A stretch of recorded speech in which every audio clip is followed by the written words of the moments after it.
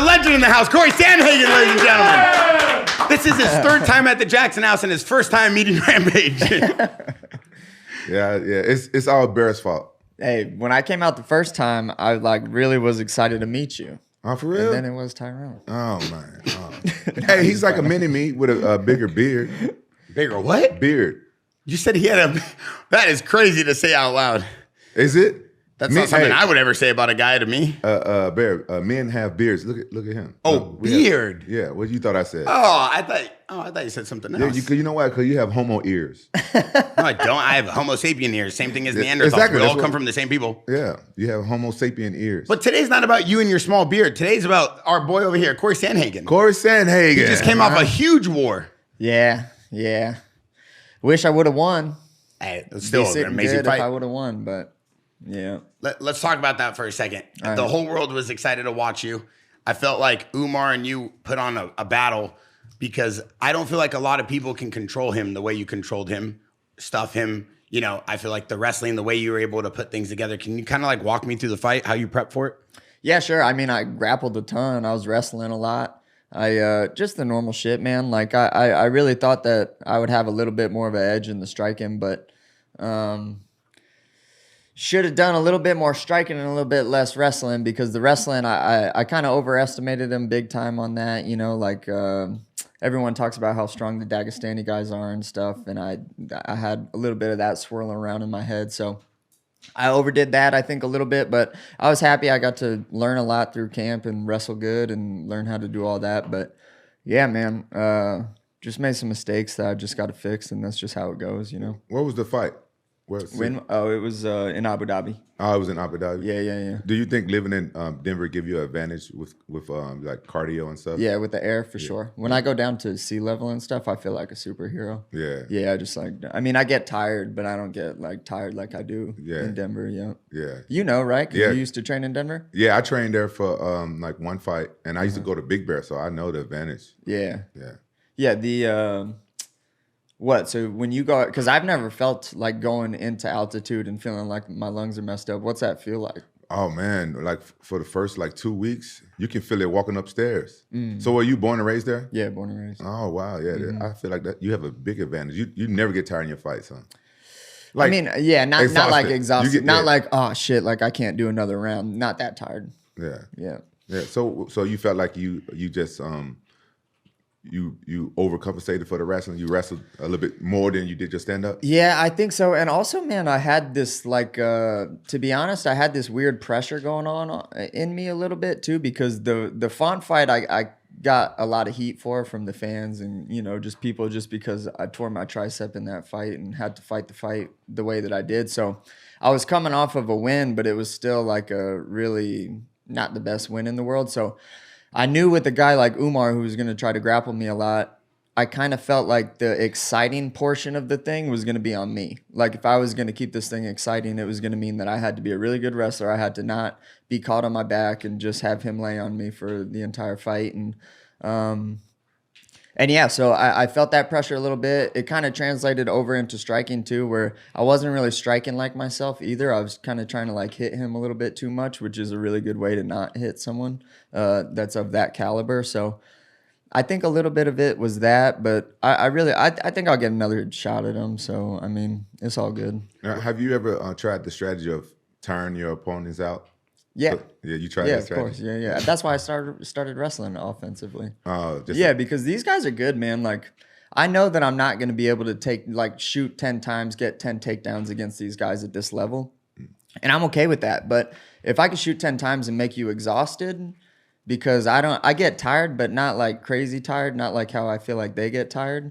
If I could do that, then I'll just do that, make them tired, and then I'll strike them that way, you know. But I also didn't offensively wrestle against Umar. I should have done that too. So it was just, you know, I didn't fight my way. Do you feel like the takedown defense, the way you're able to kind of control him? Because when I say a battle, I mean a lot of people on the internet were, I think, surprised by how successful you were, stuffing a lot of his shoots and the way shots. Shoots. Shots. No, you told me yesterday. No, if I didn't said tell you it, shit. we I would talked never. about this. Yes, I you would did. never tell you no shit Hey, like that. yes, you did. I hate when people say that. Okay, so a Are lot you of are his you a shoots, wrestler by trade? No. Oh, okay, so you don't know any better either. So a lot of his shoots. That His you shots! No, but you told me yesterday. No, I could didn't say that. shoots. No, you got to say a lot of his shots. Herb Dean said if it's in the pro by the third context, you say shoots. No. You only say shot if it happened in the past.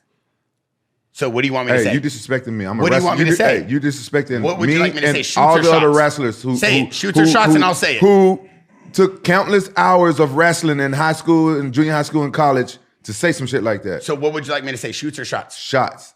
Okay. When you would said never- like in that text, you got to say shots. Yeah, so- he shoots. Yeah. Or he take great shots. Yeah. You took a shot on him. Oh, you're right. He shoots. So when he would shoot and you would stuff that, There you go. That was proper. That you was know what I good. mean? Yeah. That was good English. God damn. It still irritates you, huh?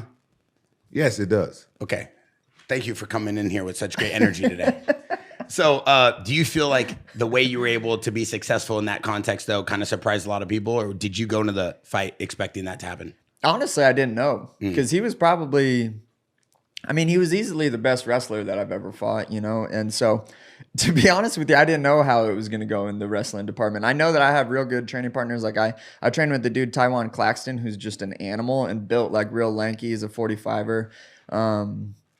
And he fucks me up in wrestling every single day. And I was like, God, dude, I suck, you know? But then when I got to talking to coaches and I started, because I also don't have a gauge on what's good and what's not good. Like if I did you grow up wrestling? Oh, I started when I was 17. I started late. But you could probably get like a gauge on seeing someone and being like, oh, okay, I know that they're this good because of the way that they're moving or the type of moves that they do or whatever. Like you have kind of a caliber of that. I didn't grow up wrestling, so I don't have a gauge on that. I'm just like most people when they watch fighting, they have, unless you know really what you're talking about, you could just be like, I don't know, I think that's good. I don't, you know. Yeah. So I have that with wrestling where I'm like, I don't know, like I guess I'm kind of good. I don't know how good Taiwan is. And then I got to talking to a little bit more people that know how to gauge those things, and they were like, no, dude, Taiwan's better than this guy. Like you're gonna do fine in the wrestling if you just do the proper shit, you know. And that's how it went. So I wish that I would have. I mean, I did listen, you know. When I went into the fight, I was proud because I had to kind of overcome like a lot of hurdles in that. I didn't know if I was going to be that good of a wrestler against him. I knew that kind of the excitement piece was going to be on me a little bit and making this thing, like making sure that I don't just get caught on my back and have a fight be like that. Because I see that piece as the person that can't wrestle. If that's a boring fight, that's kind of on the person that can't wrestle. You can't tell a guy to like not win. Just like if that's what wins, you can't tell a guy to not do that when like big money's on the line. So yeah. So I mean, I didn't really know. I overcame a lot of hurdles. I was kind of proud of myself in some ways. But yeah, I mean, I wrestled good. Now, I don't know if I should tell you this, but I'm going to say it anyway. One of my wrestling coaches, Antonio McKee, he made a good point about people that fight that's not really wrestlers. Sometimes it's good to have them go against like really good wrestlers because those wrestlers will like outperform them and stuff like that. But then sometimes it's good to have them go against mediocre wrestlers where they can do better before that fight. So off season and stuff like that, you wrestle somebody that's really good that's going to kick your ass because that's how you get better. But when you training for your fight and stuff like that, it's good to have somebody to wrestle you that's not as good or somebody that really works with you so you can get that mental confidence. So I don't know if I should tell you that because it could be in the back of your mind next time you're training, but it's not always a good look to just get your ass stumped out right before your fight because it can mess up your confidence. Yeah, I definitely agree with that too. The problem is I know that I do wrestle real good, and Taiwan and my coach Carrington Banks, they're the two that like can really really pour it on me. But they're also like calibers above any other look that I can get in the gym too. Like we have other good guys in the gym, of course, that know how to wrestle, but not like Karen Banks. I call him Banks. Banks my coach, he used to wrestle at like, what's that school that John Jones went to? And it was like a JUCO school, but it was real, real good. Colby Covington went there and stuff. I don't know much about that. Yeah. So anyways, apparently it's like a D1 JUCO school where like all of the guys that couldn't make it into, didn't have the grades to make it into a real D1 school, that's where they go. I wish that I could remember the name. Iowa Central Community College? It was, I think it was Iowa Central. Yeah. Nice. Oh, shit. Oh, okay. There you go. I thought you knew that. I was like, you can say shoots all you want if you know that. You see what I'm saying? No, he's just being nice to you. You see what I'm saying? I don't know why. Let he's him being nice continue, please. Don't cut off our guest.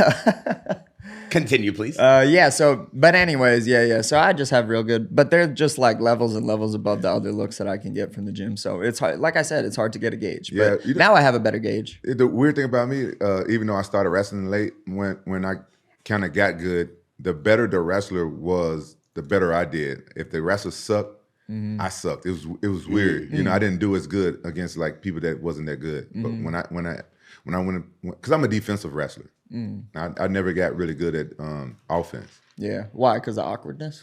I don't know. I just always. No, not him. The opponents. He said, because you're a late bloomer, you know, you're not as damaged and you don't know as much, so you're a little awkward. No, I mean the opponents, bro. My wrestling coach in high school, RIP, Coach Bojo, he was a great man. So he stepped up to teach the wrestling team.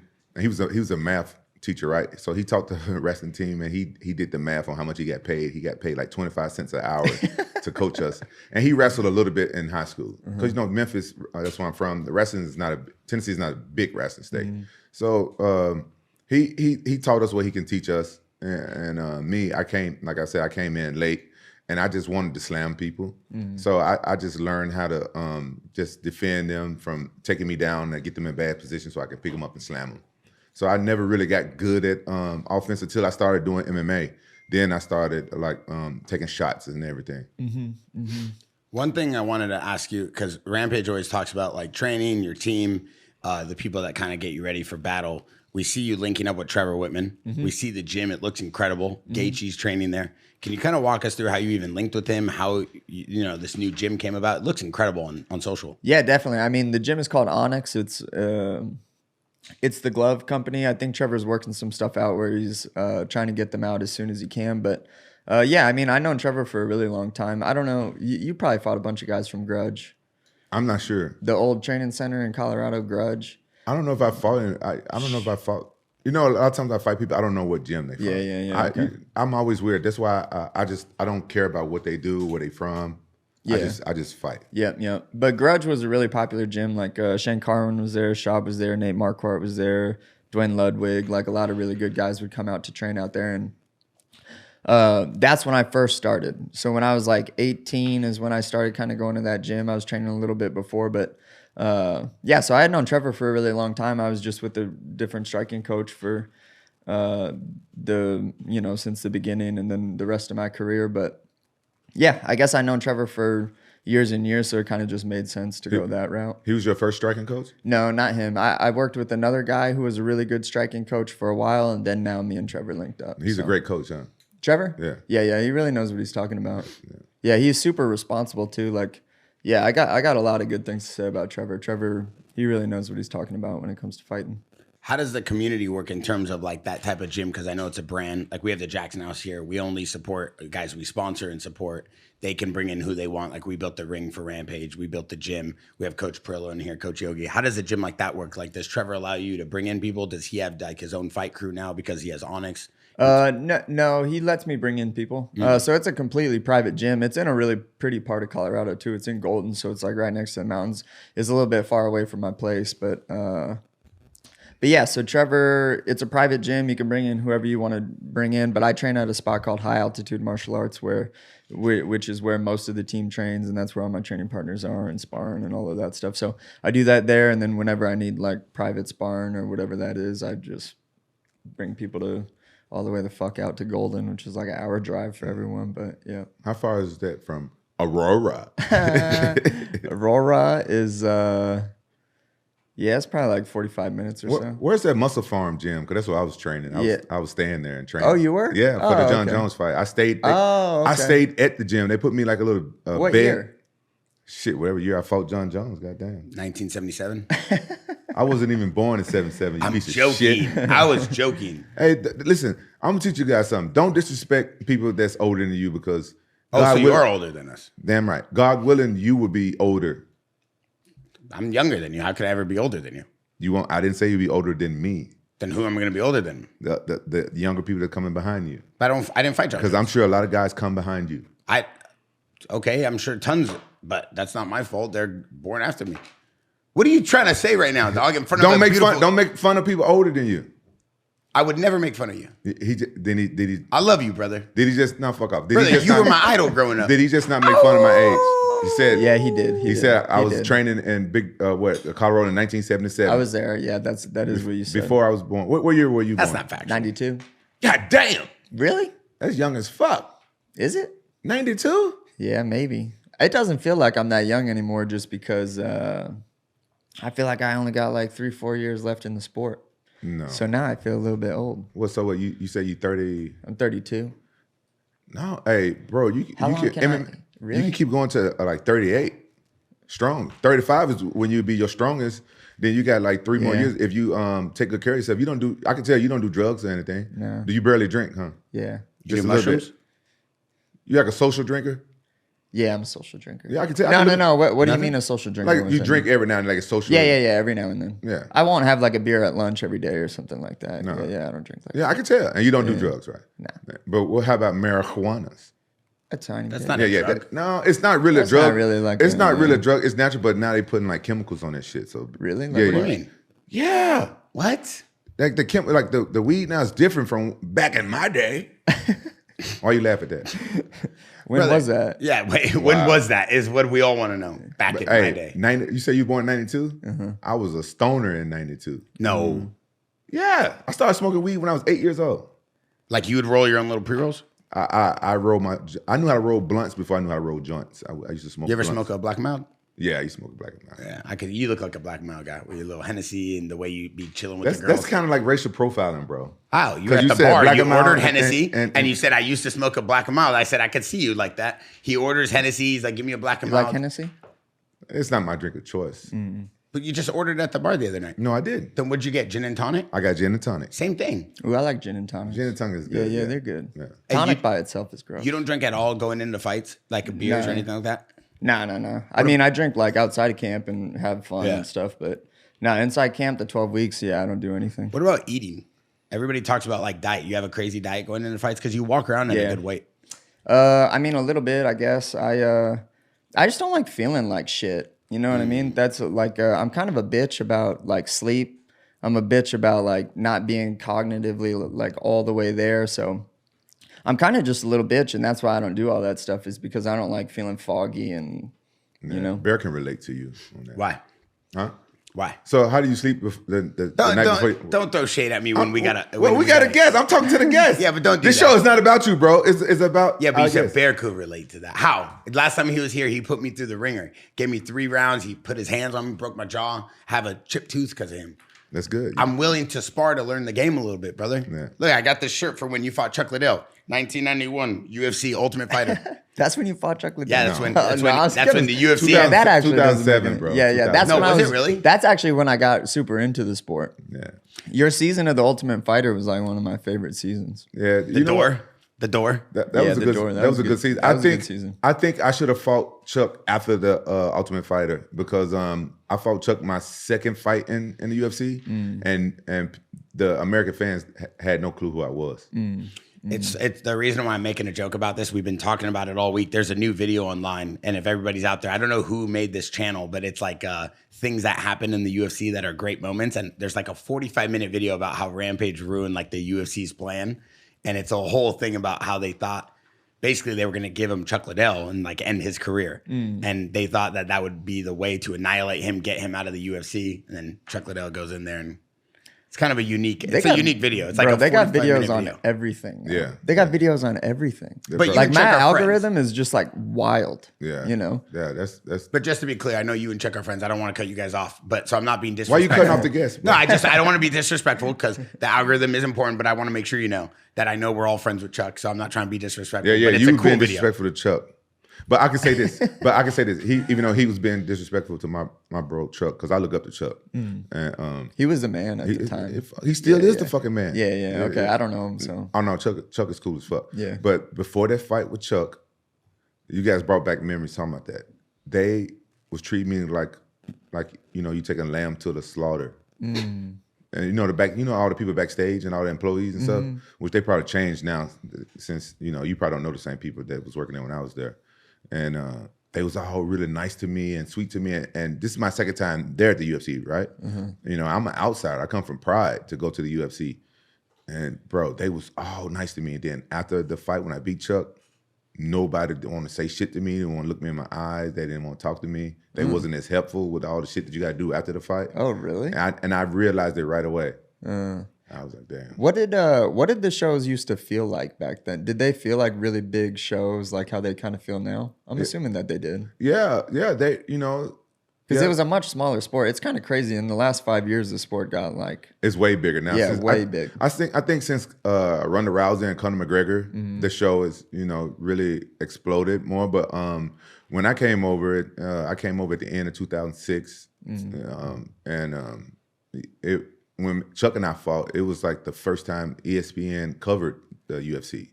So I think it was growing. It was growing really fast. It was big. It took over Pride at that point because I left Pride right before their downfall. Yeah, Pride's not around anymore. Huh? No, UFC bought them. Yeah, okay.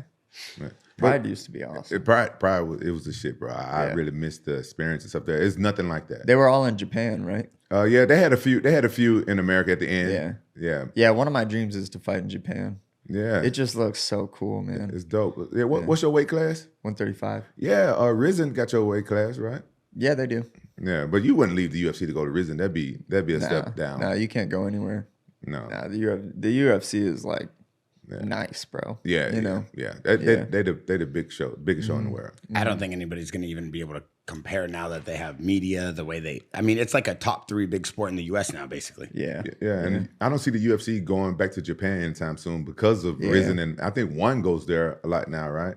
Yeah, I don't know if I know that they go to like the Southeast Islands or whatever. Singapore. All of those areas, but I mean, they might one day. I mean, they kind of, it seems like they'd like to just like take over each part of the globe as they go, like it was Brazil, and then it was kind of like, now they're kind of working, Latin America and Russia at the same time. So they'll probably keep pushing. If the UFC goes to Japan, who would your dream opponent be?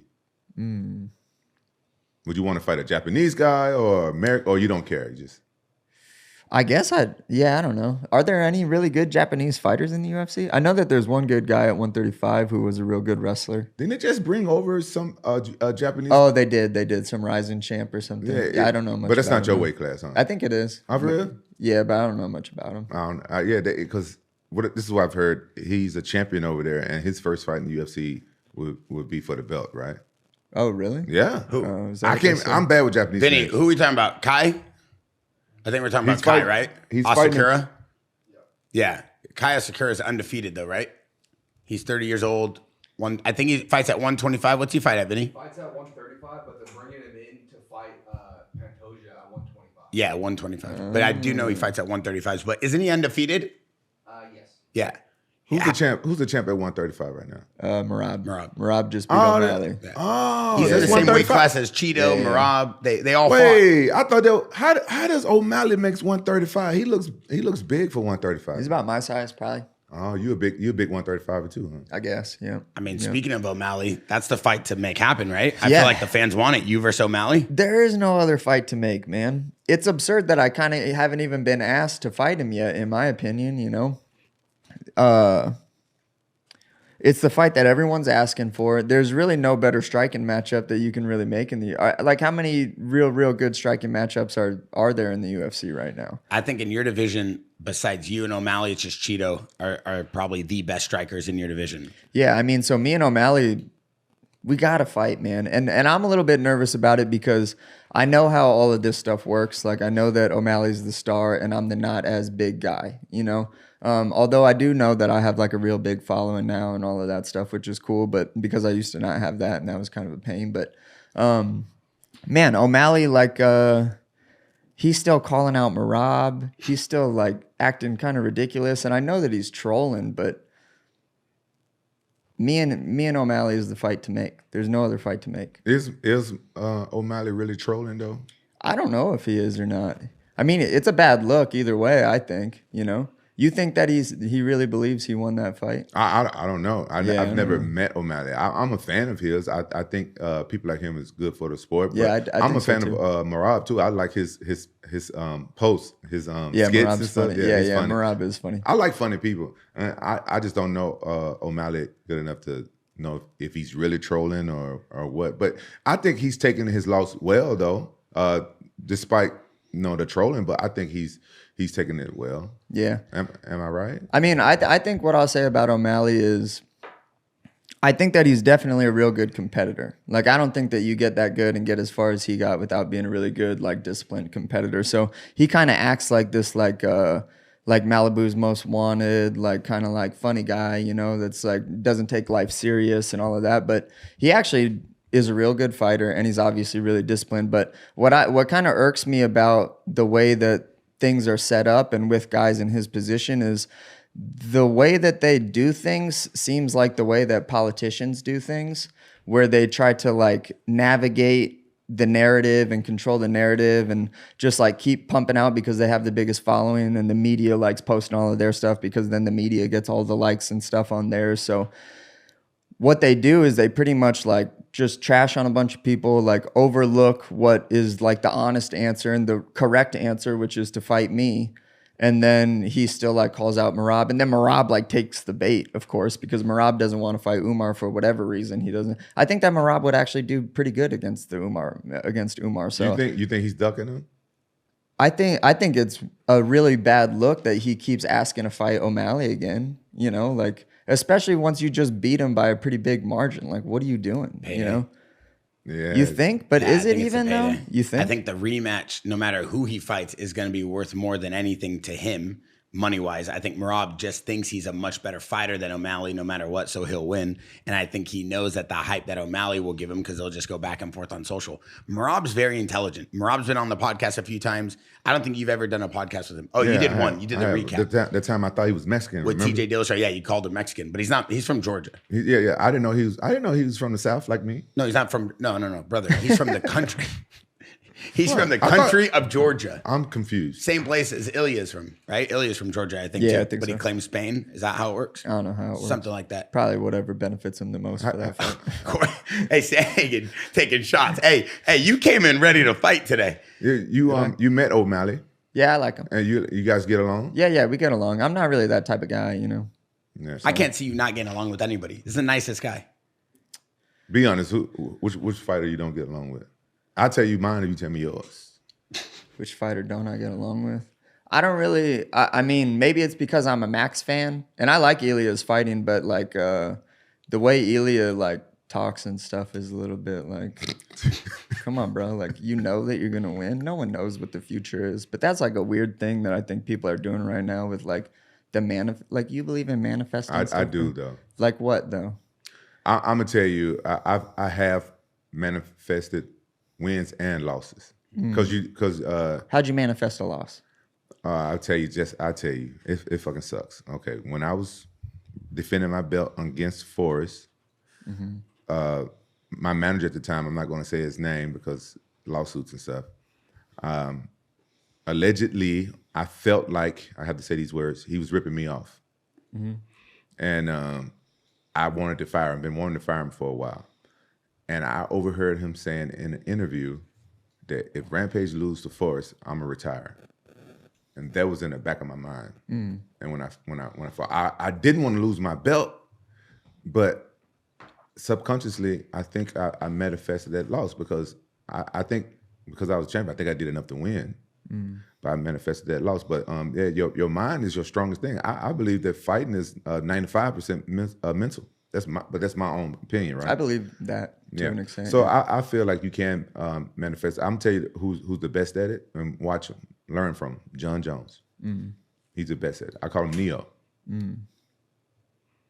Yeah, I'm still not on board with it. But but there's a reason why. Like, what don't you believe about it? Well, I want to live in I do live in a world of mystery. You know what I mean? Like, I don't like follow suit with like the whole like science era that we're living in. Like, everyone wants like proof of everything, and then now people are discovering that like the government's been lying, and you know, like, so that's like added like a whole nother level of like, oh shit, like what type of world are we living in? Because I don't really, if I can't trust what's being told to me, then like what type of world is this? And then we're all kind of lost or whatever.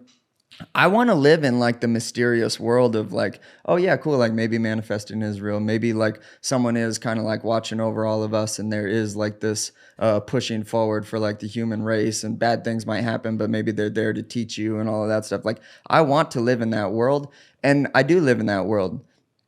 I also think that there's like a huge moral component to all of us where like we don't get what we want all the time, even if we want it really bad. I think that no matter how much you might want something, like that's not how the stars work. And I think that I try to view life in a way where it's like, all right, like as long as you do your best, good stuff will maybe happen. And if the good stuff doesn't happen that you want to have happen, it's there to teach you. And that like is my framework of trying to like just make it through life without becoming like a depressed asshole. I can honestly tell you that is actually a good way to live, because when I learned about manifestation and stuff, and I started getting good at it, when I made mistakes or didn't get what I was trying to manifest, yeah, it would kind of not depress you, but you know, it would be depressing. Mm-hmm. So yeah, that's actually a good way to live, because once you learn it only works for you if you believe in it. Mm-hmm. Because we create our own reality, whether we know it or not. Mm-hmm. Everything we do in our life. But this is the thing that makes you up. Like the universe don't understand certain words. Like say for instance, we think we're being positive as fighters, saying like, I'm not going to get knocked out. Mm-hmm. I'm not going to get knocked out. But that's negative. So that's why some people think they're manifesting stuff, but they're not, because they're saying a negative instead of a positive. Instead of saying I'm not going to get knocked out, they should say I'm gonna knock this guy out. Mm-hmm. You know, so that's why it works for some people, and it doesn't work for some people. I definitely believe in like a subconscious way of making our bodies do things, or like acting out things that, you know, like I definitely believe in self-fulfilling prophecies, and what we tell ourselves we kind of start to become. But I definitely think that there's a limit to it too, you know, like if like the universe doesn't just care about Cory Sandhagen, like the universe wants Rampage to have success and Bear to have success, and it wants all of those things too. But I mean, and I also believe that what you believe is your reality tunnel, and that is what you're going to see more of and all of that stuff. But I just can't really get on board with that. My dreams and my things are more important than your dreams and your things, or your things and your things. So when it comes to like when I went to fight Umar, like I was saying, man, I overcame so many things in my head, so many doubts, so many things like that I got over, dude. And it took a lot of work to get over those things, because he was the Dagestani who was the amazing wrestler, next prodigy, Khabib's cousin, blah, blah, blah. I had to overcome a lot of those like narratives in my head, those things that you were talking about that were in the back of my head. I didn't get the win, but I did a lot better than I would have done had I not overcome a lot of those things. So I go into every fight. I've never thought that I was going to lose any fight ever. I have like I kind of have these beliefs in my head where I think that we have emotions and feelings and things that lurk in the back of our heads. And if we don't bring them to light and address them, bad things happen. And I go way far out of my way inside my camps during fight week, all of that stuff, to bring all of those things to the surface, which takes a lot of time and a lot of really, really hard work, and then address them. And I did that for this fight, and it was definitely the hardest that I've ever had to do that for it. And I did it, you know? So I'm proud of myself for that. I didn't for a second think that I was going to lose that fight. Even into the 5th round, it was like, hey, I know that I'm losing, but like, what am I going to do? Started going for submissions. Like, I never for a second thought that I was going to lose that fight. Never for a second did I have like a bitch in my head telling me that, hey, like, just give up. That, like, never for a second.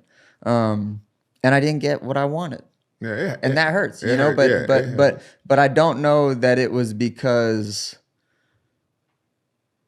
like my powers weren't as strong as his powers, like our you know, like spiritual powers or exactly whatever, you know. Have you ever heard of impose your will, like when it comes to fighting and stuff like that? Like, have you ever heard the commentator say, oh, he's imposing his will and stuff? So this is my personal opinion. I feel like when you're fighting, it's not only physical, but whoever has the stronger will to win. Mm-hmm. So it's that's a giant piece of fighting. You Yeah. see it more on like the local level than you see it at like the level that we're at, because we all have very high wills to win at our level. But in the local level, it's not. It's like someone could want to win this much the other. And so you really, really see it where you'll see a guy who's very, very skilled lose just because he doesn't have that skill yet, you know. But I do think that that's something that we all build. And I do believe that at a certain point, we all are operating on like a equal platform, you know. Yeah. So did you ever used to watch Pride back in the day? Yeah. You know Gilbert Evell? Do you remember him? Yeah. Yep. So he used to train with Alistair. Alistair Overeem.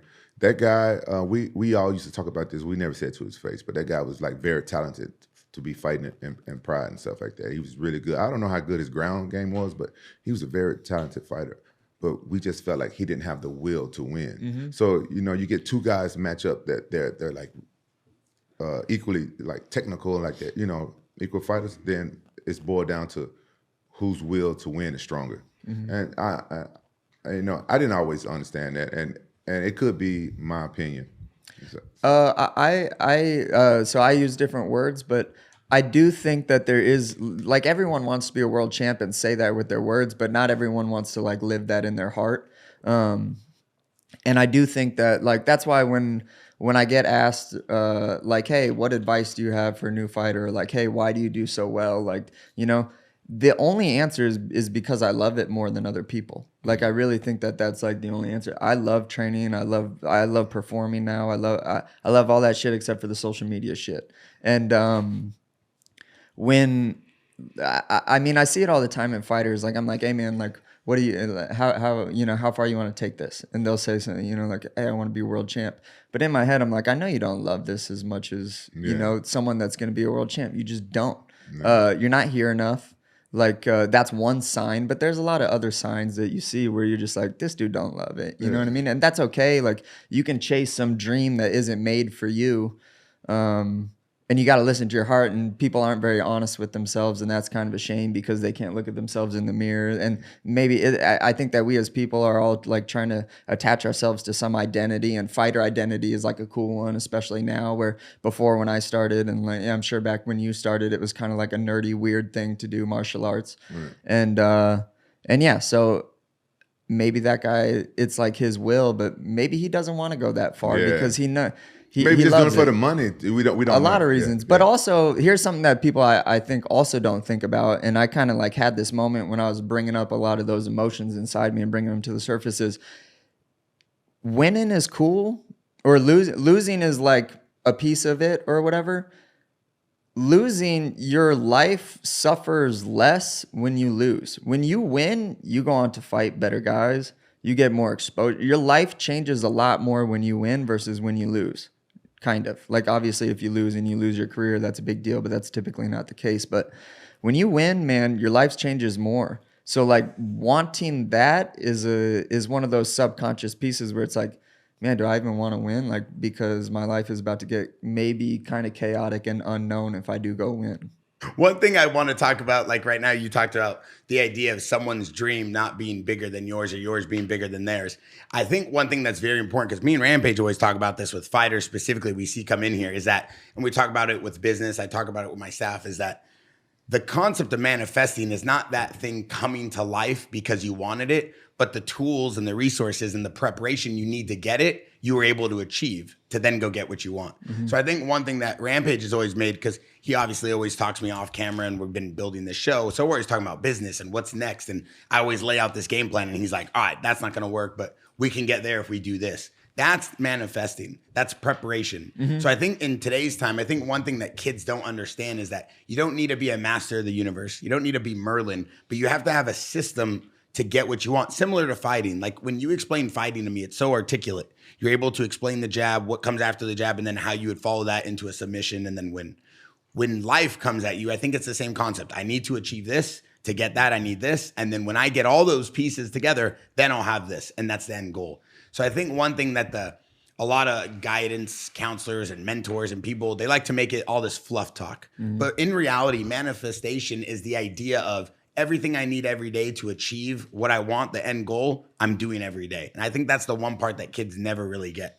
Yeah. I mean, I guess it depends on how you define the word, but yeah, I think, man, I mean, I think it's easier to be like, yeah, I'm gonna be world champ. Like, that's why they say not to tell people a bunch of your dreams and goals and stuff, is because the hit that I get in my brain of me being like, Rampage, I'm gonna be champ one day, and you being like, fuck yeah, like, yeah, you are, man. Like, that hit of dopamine in your head is just like, it's useless. It doesn't help. It's just like what you were just seeking validation, which is a lot of like being a person, but.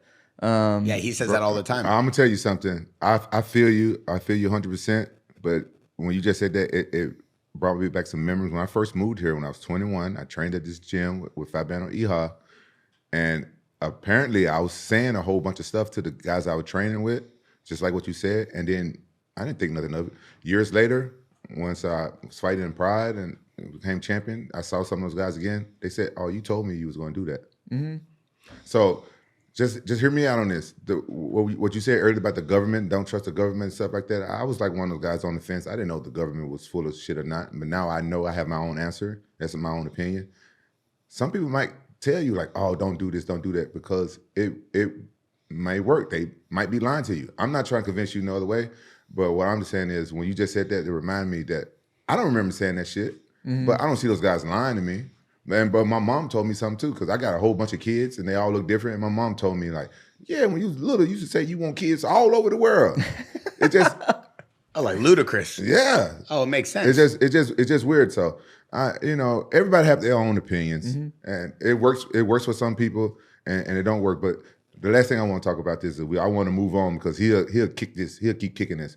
But have you ever seen a fighter say which round they was going to knock somebody out in and didn't do it? Yeah, I've also seen them be wrong a lot too. Yeah, they be wrong a lot too. Yeah, because some people are good at manifesting, some people are not. Yeah. That's my opinion about it. Yeah, I mean, last thing, like I wanna believe in like powers and stuff, but I also can't really get on board with the idea that like I'm more important than you are, so like my powers are better or whatever, Yeah. Just because I just have like the worldview that like I'm not more important than anyone else, and it just comes down to who like figured it out better. Yeah, it makes sense. I saw on TikTok a boxing coach was talking about how a lot of the fighters were like praying to God to help them before a fight, and he's like, "Yo, you don't pray to God to help you before a fight. He ain't gonna help you. Why he gonna help you kill someone just like that guy is gonna kill you? He ain't gonna have you kill that guy." So he's like, "You pray to God that you guys could both be safe. Cool, yeah, that works. But don't pray to God when it comes to war." Oh yeah, I'm very spiritual. I honestly think God don't care if you win a fight. Yeah, that will be done. That's what I say. Yeah. That will be done, man. It's the same thing. Like whatever is supposed to happen will be. It's like the inshallah. Like God willing. Yeah. Yeah. Are you Muslim? No. You're Muslim? No. I like the religion though. Oh, you study multiple religions? I'm really into religion, yeah. Really? Yeah, religion, philosophy, like human nature, psychology, all that stuff is kind of up my alley. Yeah? Yeah. What is it about religions that makes you kind of interested in it? I think that it's really hard to be alive sometimes, and I'm really interested in the ways that people cope with that. And I think that's like one piece. Like, I think that that's fascinating that like people will literally kill each other over like you not believing in the same values that I believe in, which I agree with to an extent. Like, you don't get to be like, hey, I think that like killing people is cool, and then me just be like, no, it's not. Like if we disagree on that value, then I think that you're wrong and I'm right, but I think that it's really interesting that people are willing to like go to such far extents to do that. But also there's a really strong good side to religion. I was raised real Lutheran. If you like, Lutheran is like, and my dad raised me to be like really, it wasn't weird the way that I was raised. Like me and my dad would leave church and be like, hey, like, what'd you think about that? You believe any of that? And I was like, yeah, I guess I believe in this part. And he'd be like, yeah, me too. Like, and then we would have discussions over it. And so just trying to figure out life, man. I think that that's more what I'm into. Like, that's why I don't get caught. Like, I don't have hobbies, like I don't really do a lot of things. I like to just kind of think about people and myself and how all this stuff works and what's true and what's not true. And that's what I find interesting. All right, Bear, I give you $5 If you tell me what the acronym WAR means. War? Mm-hmm. The acronym WAR. Yes, WAR is an acronym. World Against Religion? No, WAR. The word WAR. What it stands for? I don't know. We are right. We are right. I thought it was World Against Religion. I saw that one time. No. Saw it on. We are right. Did you make that up? Yeah. Yeah, I knew that didn't No, make I any didn't make sense. that shit. Yeah, you did. No, I didn't. Is that really what it means? That's what I think it means. I mean, who is right in war? I mean, when two countries go to war, you got guys fighting for some guy who makes a decision that sits in an office all day. I mean, in the old days, yeah, like gladiator days when the Roman Empire was taking over the world, you would have gladiators that would go serve and actual generals that would come out of that, and it made sense. But in today's time, I'm all for our military and servicemen, but sometimes it's crazy to me that a guy that is not holding a gun or not watching his best friend lose his leg gets to decide who does get to do that. I always find that kind of weird. Yeah. Right? It's a little bit unique. Obviously, I don't want to step over the wrong lines here, but you know. I think everybody's entitled to their opinions. Yeah. Yeah. I mean, I think it's hard because, I mean, you don't know what to believe when you're watching the TV, so you don't really know what the actual war. Because I do think, you know, like people do wrong things. There's evil people, you know what I mean? And the evil people kind of got to go, you know, yeah. So yeah, I don't know. Let me get away from this subject before I say something too crazy. Yeah. We'll move on, but I'm with that. I think the whole thing about evil people got to go. It is good that we have guys like the SEAL teams and Green Berets and people that can kind of go and handle business that needs to be handled for the world to keep somewhat of order. Would you like to be one of those guys like the SEAL team? There's not a chance I could survive Bud's training. I mean, what the SEAL team guys have to go through, these guys are like not with your modern rib, day Superman. Not with your rib. And I have a broken rib. You'd have to heal up your rib. It's so. I just want to make a point right now to the Jackson Podcast Discord and all of our community watching our Jackson YouTube. We have over 200,000 subscribers because of you and the way that you're able to pronunciate people's names. This guy doesn't even know what's going on here, but since the last time he was here, he understands I popped a rib sparring you, and the rib is still broken. It was like 3 years ago. Okay, this is why you are the most requested guest on the Jackson Podcast. Do you understand what I'm saying? This is why he's been the most requested guest. Do you get it now or no? I get it, but I don't believe him when he said he broke his rib. You broke it. No. Best Buy Geek Squad with your brand new headphones. You're the one who did it. No, I don't. You're the one who damaged me. Can we move on from this subject? Let's move on. God damn it. I want to hear more about him and Sean O'Malley. Yeah, here. Oh, yeah. What else? I want to know. I mean, look. Do you think you're going to beat this guy? Yeah, I think that I'll kill him. I really think that I would do what I want to O'Malley. Like he's a really clunky grappler. Clunky. Yeah, like clunky. Like you could tell that he does a lot more stuff with his jiu-jitsu coach than he does with the wrestling coach, and that's like not the way to go about modern day MMA. I always hate really talking like this too because I sound like a fucking snob, you know, like the way that I talk. And but anyways, Yeah, keep. I'm a podcaster. He's a world champion. You're good. But yeah, I mean, he's a real clunky grappler. I think that like he does really well against a certain type of striker. Like Marab was probably the guy who moved the most on him, and he had really big troubles with a mover. You know, like I call him either rooted guys or movers. Like a rooted guy would be like a Petr Yan who's gonna like connect his feet to the floor and like rip real hard punches. Mover guys do good against that style. I was doing really well against Yan up until the point where I got dropped. You know, so good on him, but. O'Malley obviously has issues fighting movers, and not only that, but man, like a big piece of this sport to me now. I used to not give a shit about the fans, to be honest. Now I really care about the fans. I understand that like these are the people that I'm kind of inspiring a little bit, and I kind of want to take that a little bit serious. So the bigger the fight, the more fans I get to watch. And I know that everyone's calling for that fight. So why don't we do that fight? He's saying that he wants to come back in March or April or whatever. Like, let's do it then. Yeah, that's funny you say that about the fans because it's weird that I forget.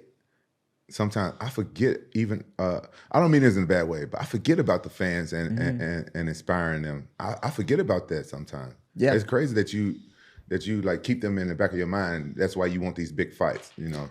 I think it gives me some purpose, you know, like it just gives me a purpose. Like, I think it's kind of a whack way to go about living to just be like, yeah, I'm going to try to stack as much money as I can and then like retire and just be done. You know, like I remember what it felt like to watch like you perform and to watch Chuck Liddell perform and to watch like Aldo and Cruz and all of those guys when they were at their stage, you know.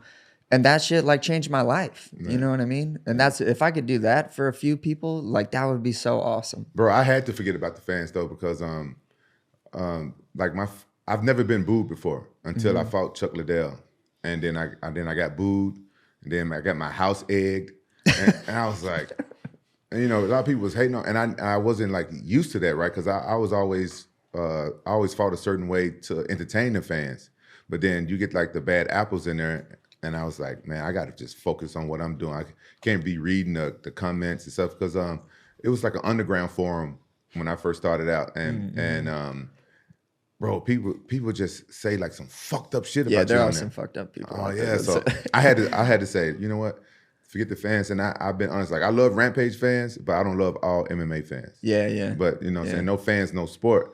But since 2007, after the Chuck Liddell fight, I kind of like put the fans in the background. I used to have a fan phone where they can call me, and I would turn it on when I didn't have nothing to do. I used to like talk to the fans. Oh, so, that's cool. So I got close. Like Mike Jones? Like Mike Jones, yeah. All right, nice. Yeah. I think he the one that gave me the idea. Probably. Yeah, because you know, I'm not a good speller, and there was no spell check back then on the forums. You want to type to people, I'd be like this. You still text like that. It's funny. That's fucked up. What? Why you put my business out there, bro? No, you're the only guy I know who puts his phone down and then you go. Yeah, but why you got to tell the whole? I'm not telling anybody. No, you just told it's the whole, us three. No, There's only 3 of us here, brother. Chill out. but it's like 16 cameras over there. You just told everybody. Well, they'll see when they see it, but right now I'm just telling my boy Cory. Sandhagen, what kind of last name is that? I think it's Scandinavian. God damn, you Scandinavian? I guess, dude. I don't know. My grandparents are from Ireland, so so my grandparents came over from Ireland. Their last names were Rabidi, but What? Rabidi. So it comes from the word. So it comes from. I don't know if this shit is true, but this was someone. Why? It sounds kind of like Radiddy. I knew it.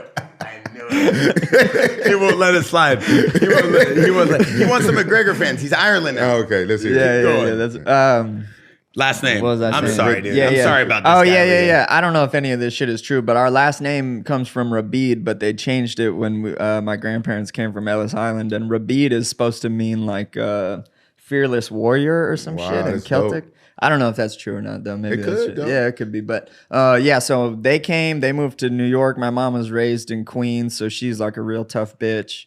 Who made me like real tough, you know? She would laugh at me calling her that too. But Damn, see, you know his mom. Yeah.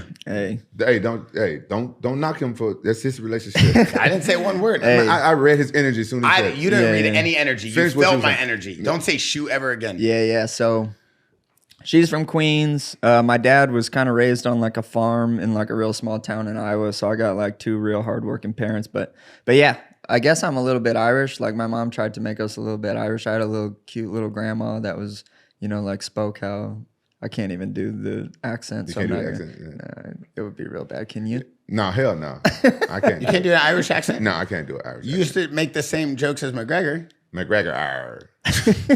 No, you sound know like what? I Tony heard the that. Tiger, dog. I heard that a lot of people that comes over from the old countries and they came through that. What's that island? Ellis Island. Yeah, I heard that a lot of them did change their last names. Yeah, they did. They Americanized them for Yeah, I whatever don't know reason. why they I would don't know. change that. I Just think because the people working in New York, when they would fill out the books, a lot of Italians too, they wouldn't be able to pronounce it right or do it right. So they would get like, I'm Degidio, so it's of Egidio. The D is of with the apostrophe. And that's of the Saint Egidio, which is from the town. So we're named after him. And then it translates over the generations. Oh, that's But cool. when you'd go to like Ellis Island, they would take it off my grandparents' names. My family's from Sicily and my dad's family's from Italy. Degidio? You're a guy who understands people, I think, better than most people do. And you're also very aware. I've always appreciated that about you. You understand the context of brands and people and the kind of the unity of how it all works, especially because you're a fighter and I know all you want to do is fight. Like I said before, you're very articulate when it comes to the game of fighting. You study it. I don't think a lot of people realize how intellectual you are about the fight game. I don't think you do enough interviews for people to even see it, but they do see your videos now, which I love on Instagram. Talk to me about like kind of the education. Is that from Whitman? Is that from your coaches growing up? Is that from you just studying videos? Like, where does this education continuously flow from? It's actually kind of funny because I feel like people do kind of see me like that, but I'm kind of a dumbass still.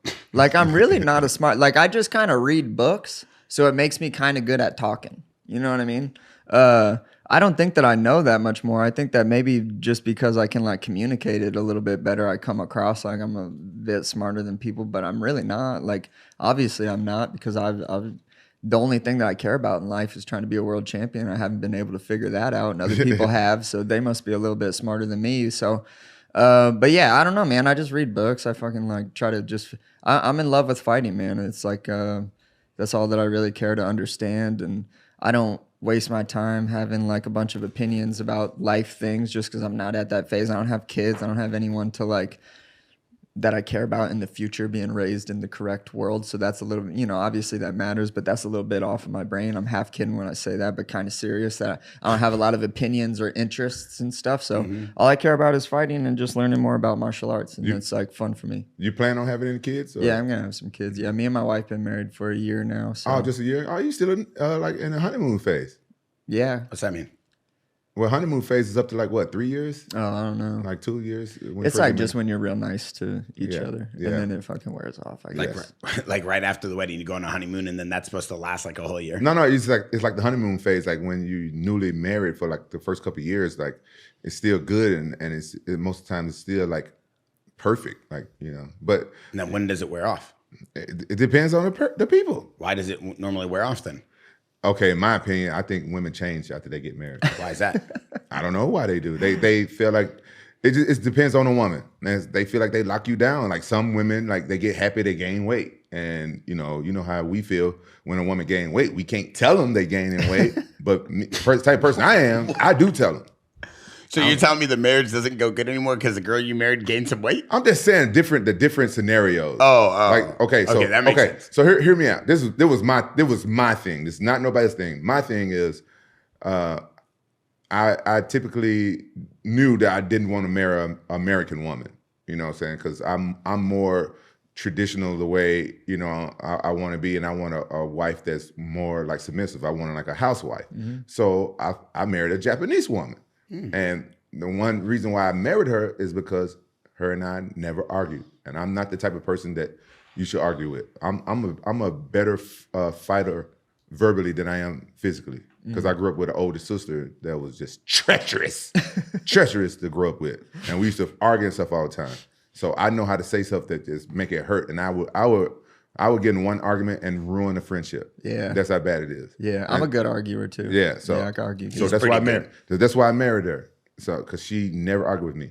But as soon as we got married, first fight came. I'm like, who the fuck is this? And then she started changing, and over the years, I was like, fuck, I might as well marry the black chick.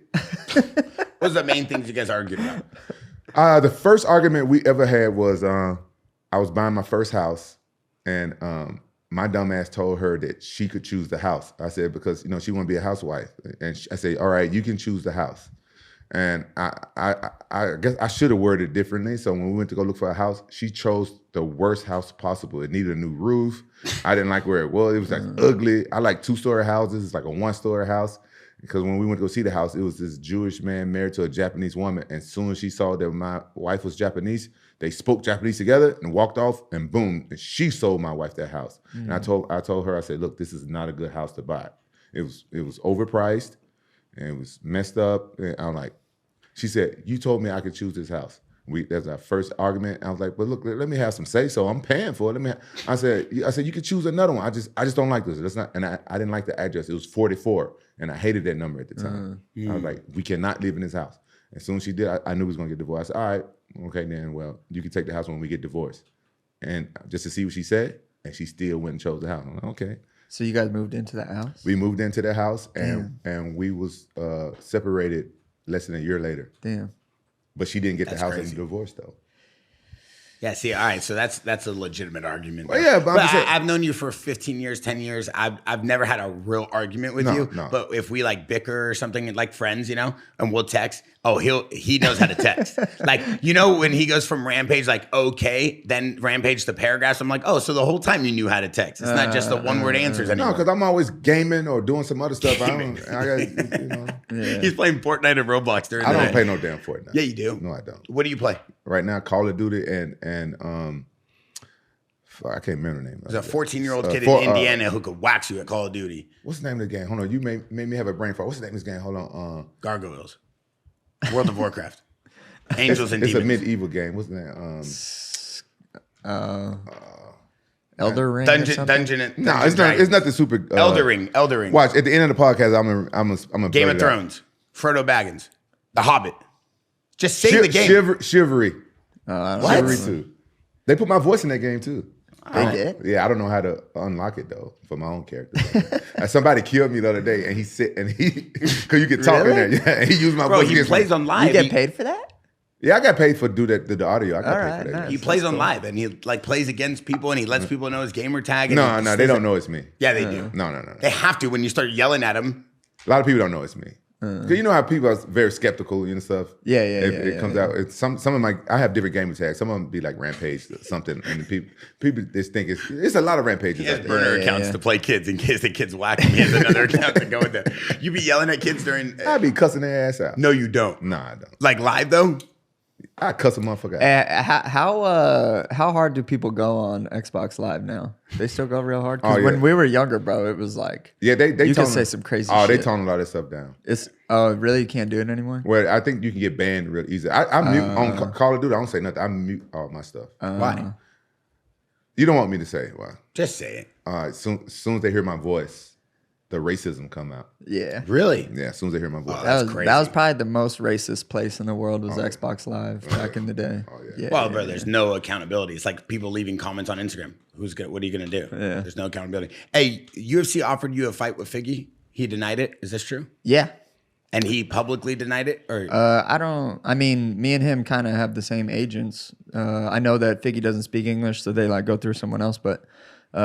But yeah, I mean, they were trying to set that up for December because they were like, "Hey, Cory, like, thank you for taking the Umar fight, man. You didn't have to do that, you know." And I was like, "All right, can I get like a match that I want?" And they were like, "Yeah, who do you want?" And I was like, "Figgy." And they were like, "All right." And then so they reached out to him. They went back and forth with him, but he wanted to fight Jan. So wow. Was that Umar fight on short notice or something?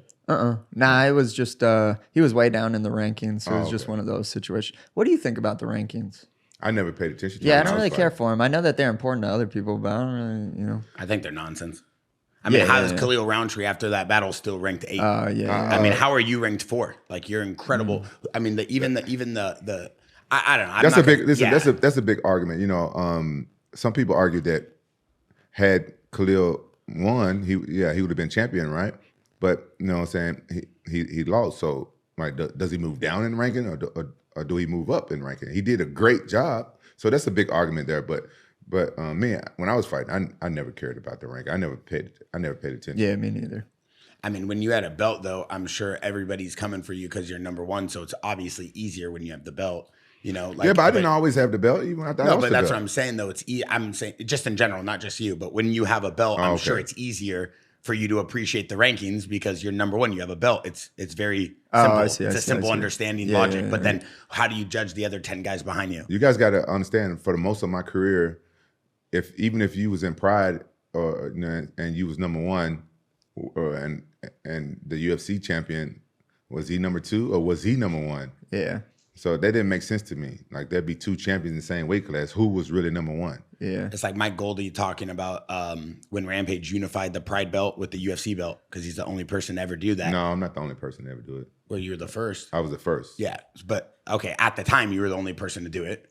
I'm talking about the story. Yeah, no, get it right because Anderson Silva did it after me. Yeah, but can I finish the first story No, about okay. you? Okay, not finished. Or you could say it.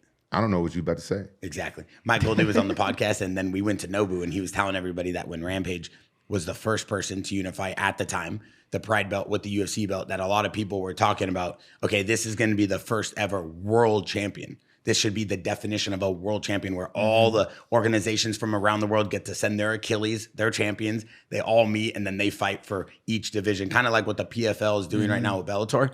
And it was a unique concept, right? Because then you could really see, okay, who is the best in the world at that weight class? Because there's organizations all over the world, but no one would ever do that. The only thing that came close was that. And then maybe Dana bringing Chuck to Japan to fight in these Grand Prix and stuff. It's kind of like the only way to promote their fighter. Bro, they should do that again.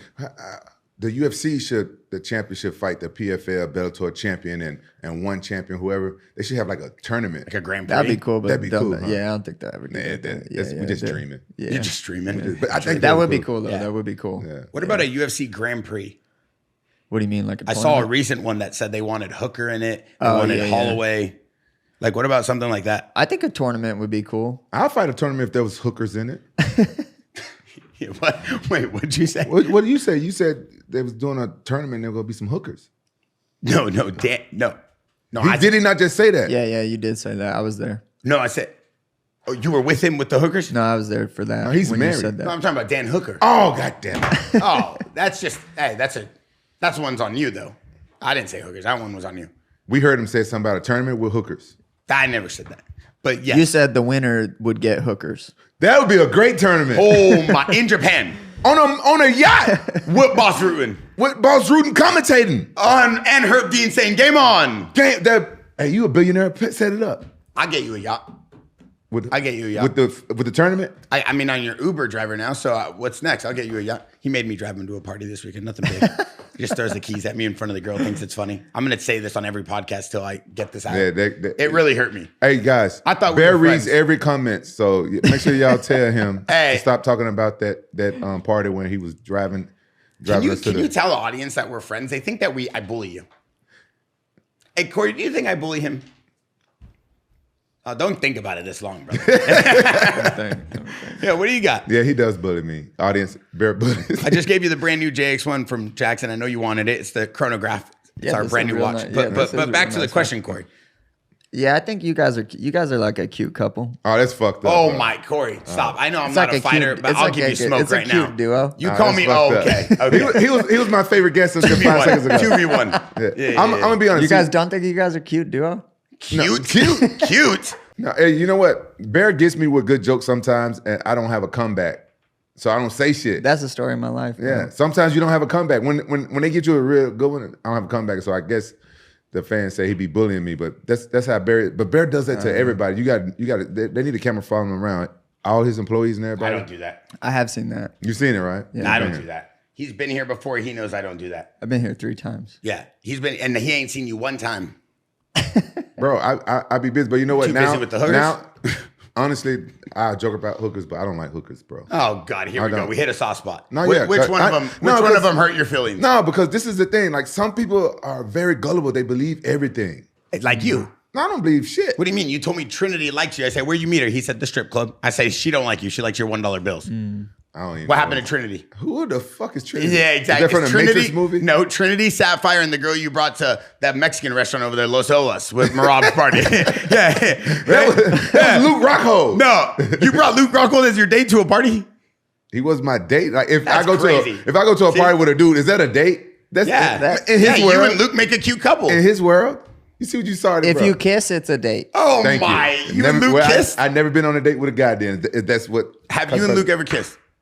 Wow. Just say yes or no. Don't give the Wow. audience something to think about. He's the one who's bringing this up. He's a fighter. I'm a I don't podcaster. think you would do that. I don't think you would do Listen, that. I got nothing. I got nothing against people with Bear's lifestyle. I don't. It don't bother me. So I'm not going to talk. Can we move on? Thank you. I'm not going to talk down on. I'm not going to talk down on Bear and his community, the alphabet people. But I just don't go that way. Yeah. Listen, one thing I want to talk about is when it comes to fighters, we definitely see a lot of people who enjoy fighting in today's time. And then now we're seeing this new generation. Rampage always talks about it. There's a lot of UFC fighters that were fans. Now they're here. They're trying to make money. They don't really care about fighting. Where do you think you stand in the landscape? Do you care about fighting as much as you care about the money that goes with it? Or is it kind of hard I to can say answer because- that for him. He care about fighting. Look at him. I care about fighting, but I look forward to the day where I don't and I'm just fighting for money. I can't wait till that day comes. Because that day will come, right? You guys know, you probably know Andy Sauer. You guys know who Andy Sauer is? Is The he- K1 fighter. Andy Sauer. He was like the K1 max champ. Oh, okay. Those those are little K1 guys. though, Yeah, of those are course. little guys. Yeah. Yeah, so I went and trained with Andy for a little bit, and I don't think he'll mind me telling the story, but I was like 22 at the time, and I was just real pumped to be able to go train with Andy Sauer, who was like my idol in kickboxing. Put him on. Just put his picture right there. I bet you I know who he Yeah, is. you'll recognize him. He's a Dutch dude. Yeah. But Andy was like, hey, one day it's going to be about, things other than just winning, because I had a shirt on that I think was like, yeah, that's Andy. Yeah, I know Andy. I know who he is. Yeah. He's a man, dude. He was such a good guy too. The way he took care of me when I was just like a young kid from America, you know, who want to learn Dutch kickboxing. But anyways, long story short, he was like, hey man, like one day it becomes a lot less about winning and more about like taking care of your family and fighting for like that reason, you know? And in my head, I was like, it like stuck me, you know? I was like, like that's what it becomes one day, you know? And I was like, I'll never be like that, but it'll come, you know, that day will come. It's not right now, but it'll come. You know, when that came for me after I won the belt and I was champion and stuff, and then after I lost the belt and everything, I tried to go for a run to get the belt back and stuff. And after I fought John Jones, he was like a lot younger than me, and I never will forget the first time I saw gray hair.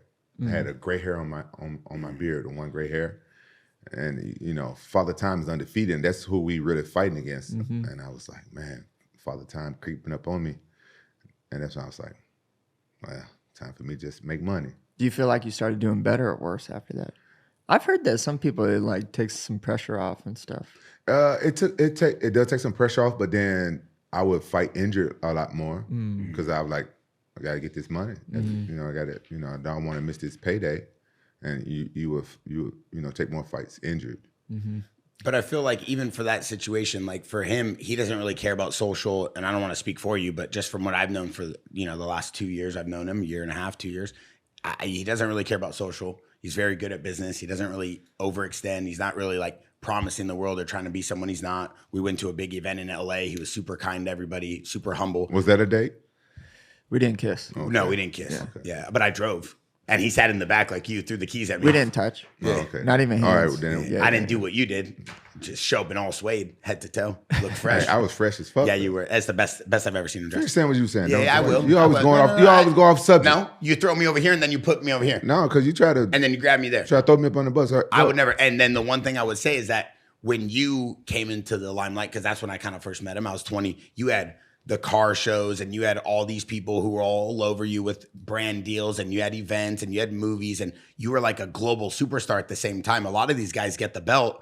You know, I'm not going to say anything bad because I actually want him on the podcast and I think he's a great fighter, but I see Bilal take so much hate for being a champion.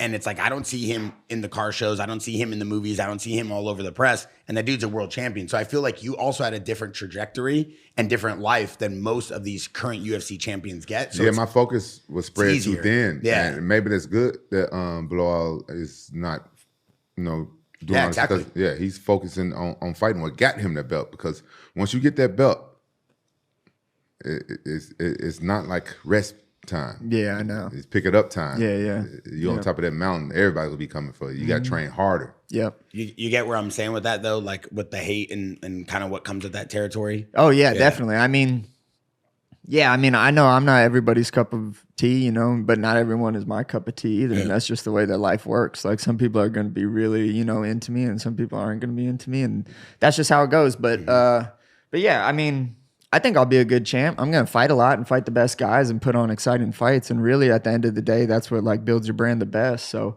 that's kind of where I put all my eggs. I would say build your brand even faster as well as do more outside of the cage.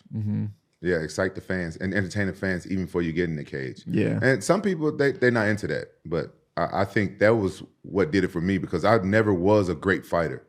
I knew it. You know, I knew I was never good at kickboxing. I never was good at wrestling or jiu-jitsu. But what I used to like to do, I used to like to entertain the fans. And I think that's what helped me grow. And then as I kept fighting, I got better. And I got to a championship level. Yeah. I think also too, something that we don't see a lot of fighters is you're very media driven. You did a lot of media. You always went to events, always went to charity events, always were outspoken, you know, says what's on your mind. But that's funny. because I have a hard time telling my friends no. I don't want to do that shit. I ain't gonna lie. I Never like said no charity. to me. I'll be honest. I like charities and stuff like that, but I like doing my own charities. So I'm not gonna sit here and say like I don't like doing charities. No, I do, but like I'm very socially awkward around people I don't know. I'm shy until I get to know people. And in my own setting, I feel good. But like going to place I got to dress up doing charities and stuff. I felt so awkward going to that charity with him. It's just weird, man. Yeah, it is weird. You know, because you're just you. Yeah. You know, like that's what you know, when you get recognized or whatever and people are like, "Oh, like what's that like?" You know, it's like, well, just imagine you're exactly who you are and people just come up to you and want to take pictures with you Because that's what it is. That's the best way to explain it. That's like literally what it is. It's just like a weird thing that just happens, you know, and you're just like, oh. The You know best what I thing mean? I've ever seen is a guy coming up to Rampage this past weekend and says this whole story. Rampage is looking at me, but super respectful. And then when the guy leaves, he comes back for a double dap and he goes, now you better remember me next time. That guy that was standing in the Oh, lobby. that's annoying. And And That's I'm like, annoying when people why, do that. why would you say that to the guy was so nice to you for 10 minutes and then now you made it awkward? And it's like, No, dude, because he didn't get the first part. Like, okay, I apparently I met the guy like 15 years ago one time for a picture, and he was upset I didn't remember him. Oh, yeah. That's annoying. When that Bro, happens. I get that all the Yeah, I time. forgot to say that part. Yeah, no, Yeah. I didn't know you witnessed that part. Like I always watch you because I got to be careful because I know how to keep this guy, believe it or not, under control when all hell breaks loose. The last thing I want to do is see him go to jail because he don't care. Nah, I'm not that bad. I'm really? I'm on UFC mature. 298. So how was your flight coming in here?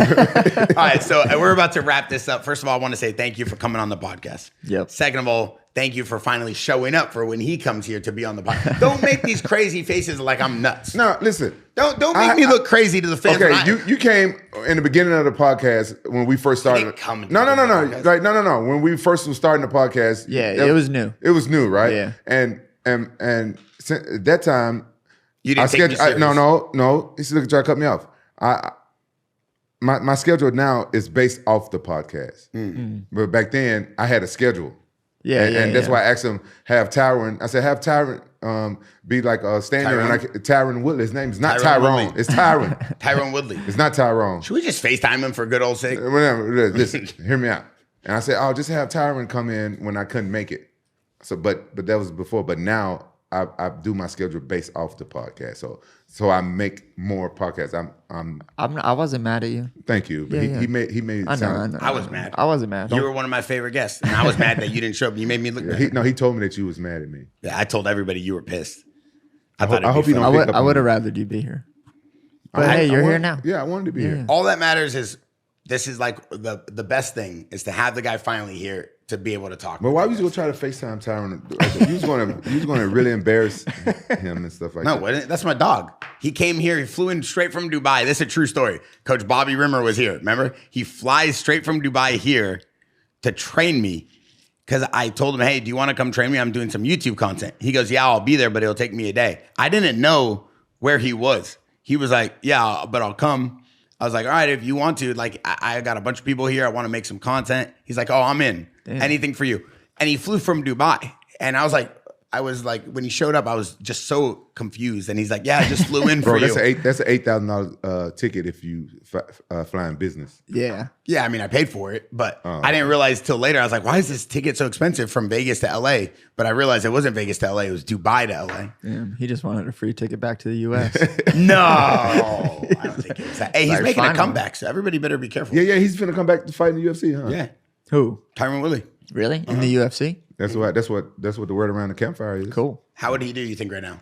I think he'll do great. He was a great champion when he was winning. He was unstoppable. Bro, that's very disrespectful what you just said. What? It was backhanded. That was very backhanded, bro. It was backhanded. How is that back No, end? you owe him an apology, bro. Wait, We fighters, bro. What did I say wrong? Honestly, I want to know what I just said wrong. Did I say something wrong? yes, you said I something. said really- he was really good champion when he was winning. Wow, then he doubled down and said it again. Wait, what am I saying wrong? How is No, that no, no. bad? You should have said. You're calling him a loser. You called him a loser, bro. No, I didn't. Yeah, you did. I Bro. never used the L word. Bro, when you say he was a great champion when he was winning, you're supposed to say he was a great champion when he was fighting. Oh, got it. I could see that. All right. That makes more sense. He was a great champion while he was winning, while he was fighting all his fights he was winning. Right? Or no? I don't know. I'm not doing this because you're going to have the internet go nuts on me. Yeah, How am I supposed to say it? He used to have a really good shoot. Thank you. And thank you. You see this? Everybody understands there's two ways that. Why are you laughing? He would shoot on everybody. They couldn't stop his double leg. His high crotch, he would dump them to the sides, take side control, and submit them in 2 seconds, or he would sit there and bang with them. He was the original Dagestani. The guy would literally do whatever he'd want, and he would just take full control at all times. What? Bro, you're very disrespectful to fighters. How is that disrespectful? And They're- then you they're my just comrades. disrespected the Dagestanis. No, Yeah, I didn't. They yeah. do the same thing. They shoot on anybody they want. They take full control, and then when they get you on the ground, there's nothing you can do about it. Luke Rockhold told me We'll this. ask them. Look, Yeah. I mean, you did a great job against him. Luke Rockhold told me when Habib showed up to AK And then a bunch of Umar, all these guys started coming through AK. Luke said he would work with them, and he's like, dude, they were all special. They all had incredible talent. Everybody knew they were going to be great because the things they would do to people is they would basically, like you would say, take full control of the fight or whatever will they would want, they would impose on them. Luke talks about their jiu-jitsu and their wrestling all the time. Where is Luke? He's in Colombia now. We gave him a 2-week vacation because he just completely bombed the last podcast. He just sat here and had no clue what was going on. He was still tired from the night before. So I told him, you got to take a 2-week hiatus. Oh, that's what I got to do to get a 2-week? Is it a paid vacation? Do you know what the audience doesn't realize? I put this show together, and now all I got to hear every podcast is, who's the guy in the middle? Do you see what you've done? What do you Because mean? you keep saying every podcast, I don't know why you're here. That's what you keep saying. So now the comments say, why is the guy in the middle there? He reads all the damn comments. I don't read the comments. You send them to me and you laugh and you put them in a group chat. Don't act like I read the comments. Do you know how I'm reading these? He's screenshotting them and funny. throwing them in a group That's chat funny. with Hey, me, TJ Dillashaw, Cheeto, Coach Brillo, Coach Yogi, I'm gonna Luke start Rockhold. doing that. Yeah, when we went to that charity event, he had his head off. He had his hair all done. I'm like, damn, I didn't know Bear had hair. They thought he was a bald Italian dude. Listen, every single comment said, why did he go to Turkey with Rampage to get trans?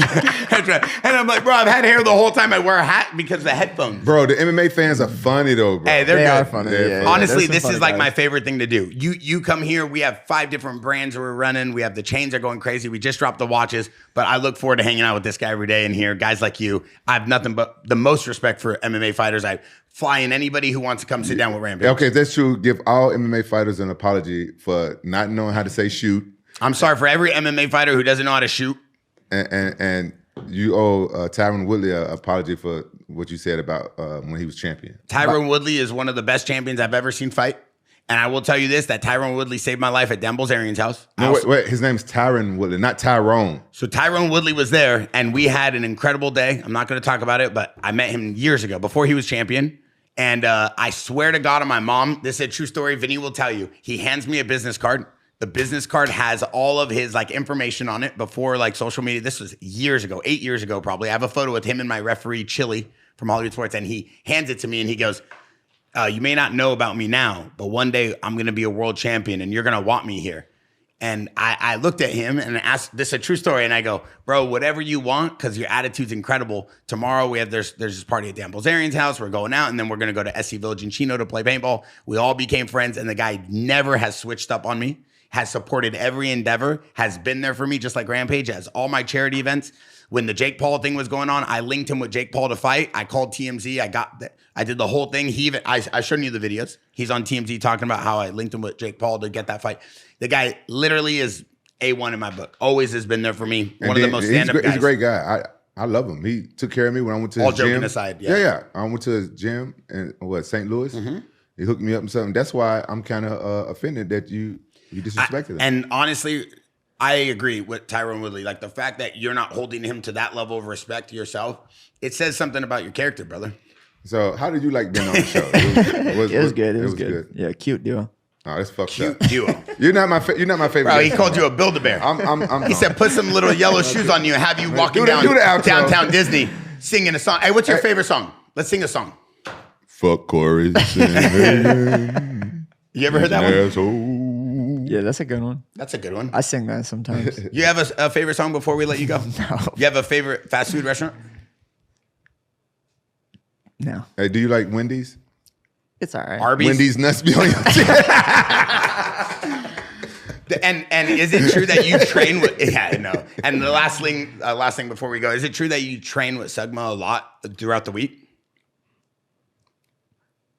You can't get me with that. On that note, we're out. Jackson Podcast. That's a wrap. That was a bad setup.